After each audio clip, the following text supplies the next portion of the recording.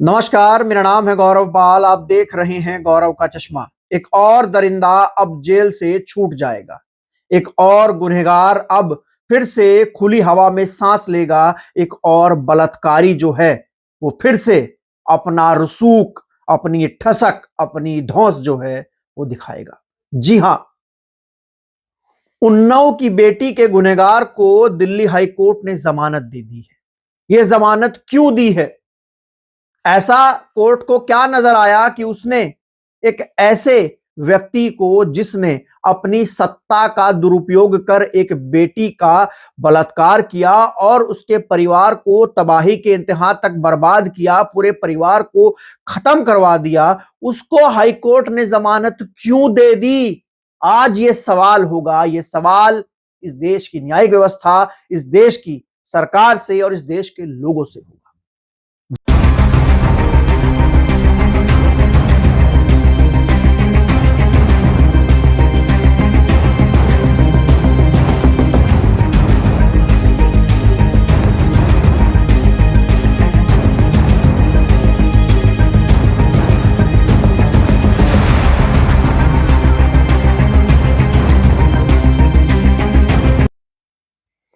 उन्नाव में 2017 में कुलदीप सिंह सेंगर, जो कि बांगरमऊ के विधायक थे, उन्होंने एक नाबालिग लड़की के साथ बलात्कार किया, उसको अगवा किया और उसका बलात्कार किया।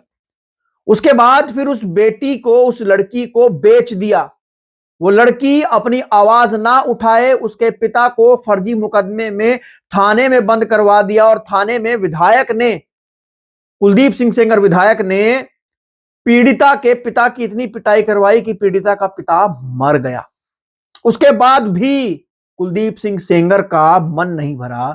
जब तारीख पर पीड़िता अपने परिवार के साथ, वकील के साथ, बुआ के साथ, मौसी के साथ जा रही थी, तो उस कार का एक्सीडेंट ट्रक से करवा दिया और उस एक्सीडेंट में पीड़िता बाल बाल बची। वकील और बुआ जो है वो मारी गई। पीड़िता के चाचा को फर्जी मुकदमे में जेल में बंद करवा दिया।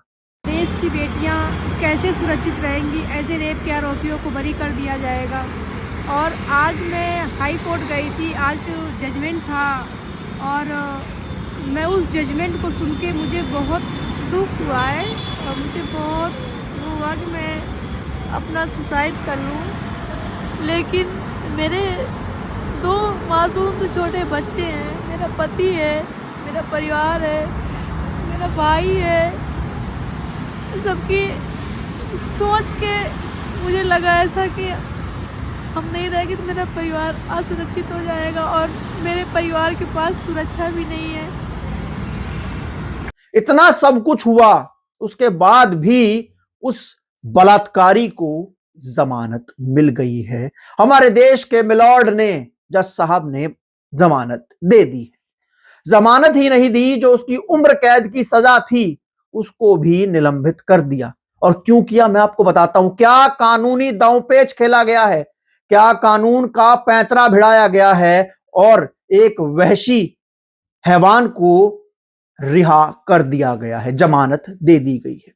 इस पूरे मामले में दिल्ली हाईकोर्ट ने अपना फैसला सुनाते हुए कहा कि पॉस्को की जिन धाराओं में कुलदीप सिंह सेंगर को सेशन कोर्ट ने सजा सुनाई थी उम्र कैद की, दरअसल वो पॉस्को की धाराएं कुलदीप सिंह सेंगर पे लगती ही नहीं है, क्योंकि वो जनप्रतिनिधि हैं और ये धाराएं जो हैं वो लोक सेवक पर लगती हैं कि लोक सेवक ने अपनी ताकत का गलत इस्तेमाल करके गलत किया। ये धाराएं जो हैं वो एक जनप्रतिनिधि पर नहीं लगती हैं। मतलब लोक सेवक और जनप्रतिनिधि के बीच कानून की एक महीन दीवार खड़ी करके एक बिटिया को न्याय से वंचित कर दिया। आप समझ सकते हैं कुलदीप सिंह सेंगर 4 बार का भाजपा विधायक बांगरमऊ का, क्षेत्र में उसकी कितनी चलती है, इस बात का अंदाजा इस बात से लगा सकते हैं कि जब बेटी ने विरोध किया था, पुलिस में कंप्लेन की, तो लड़की के पिता को पुलिस से उठवाकर थाने में पिटवा पिटवा कर मरवा दिया और पेशी पर जाते हुए लड़की के वकील, उसकी मौसी, उसकी बुआ का लड़की का एक्सीडेंट करवा दिया, जिसमें 2 लोगों की मृत्यु हो गई।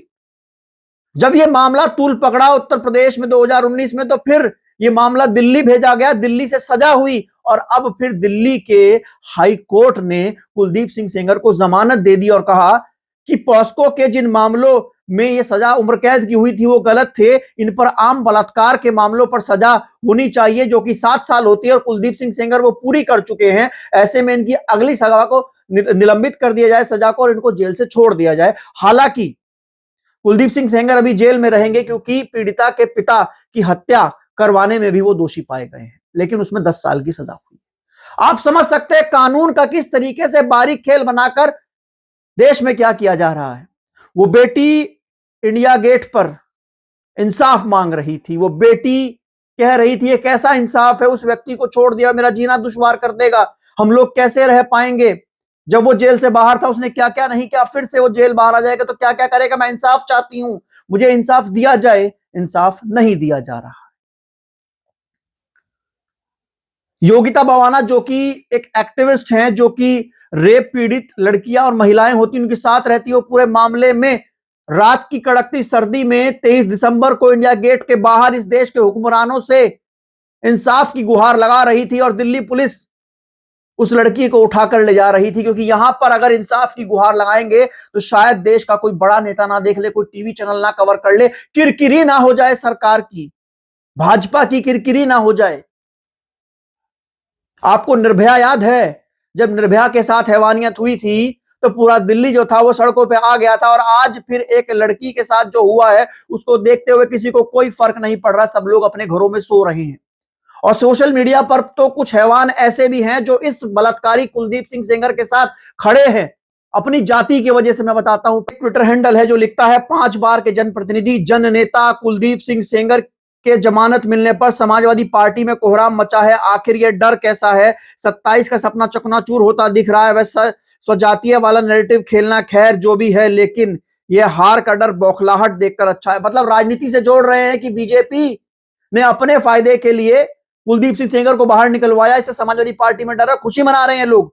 उसके अलावा अभय प्रताप सिंह करके एक ट्विटर हैंडल है, वो क्या लिखता है, वो लिखता है कुलदीप सिंह सेंगर को जमानत मिलने तो हल्ला क्यों, कुलदीप सिंह सेंगर को जमानत हाईकोर्ट ने दी है, इतना ड्रामा क्यों, आज भी उन्नाव के क्षेत्र में चले जाइए, लोग यही कहते हैं कुलदीप सिंह सेंगर निर्दोष है और उन पर फर्जी मुकदमा लगाया गया।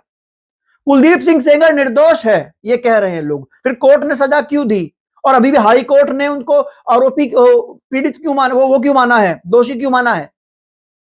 आप देख सकते हैं क्या इस देश में हो रहा है। योगिता तरीके से इस मामले में कानून के दांव पेच बढ़ाकर एक बेटी को न्याय से दूर रखा जा रहा है। किस लोगों की संवेदनाएं मर चुकी हैं, लोग समर्थन कर रहे हैं कुलदीप सिंह सेंगर का जाति की वजह से, किस भी वजह से। लेकिन बड़ा सवाल यह है कि वो व्यक्ति जो अपने रसूख के दम पर इतना कुछ जेल से ना जाने के लिए करवा सकता है, वो इस केस को खत्म कराने के लिए क्या कुछ नहीं करवा सकता। और दिल्ली हाईकोर्ट ने जिसने जमानत दी है उसने ये नहीं कहा है कि ये बलात्कार का दोषी नहीं है, उसने कहा है कि बलात्कार की सजा वो काट चुके हैं और पॉस्को की वो धाराएं उन पर लगती नहीं, इसलिए इनको जेल से बाहर भेजो, जमानत दे दो। आप समझ सकते हैं इस समय ये मुद्दा जो है वो देश की सियासत में एक बड़ा मुद्दा बन गया और कई सवाल जो है वो जज के ऊपर उठ रहे हैं, फैसले के ऊपर उठ रहे हैं। और हम लोग जानते हैं कि जब कोई ऐसा व्यक्ति जो सरकार के बहुत करीब होता है, कोई ऐसा व्यक्ति जिसके लिए बहुत कुछ किया जाता है, उनके मामलों में कैसे पैरवी को कमजोर कर दिया जाता है, कानून के दांव पेच को ढीला कर दिया जाता है और उस व्यक्ति को छोड़ दिया जाता है। और ऐसा ही कुछ इस मामले में भी देखने को मिल रहा है।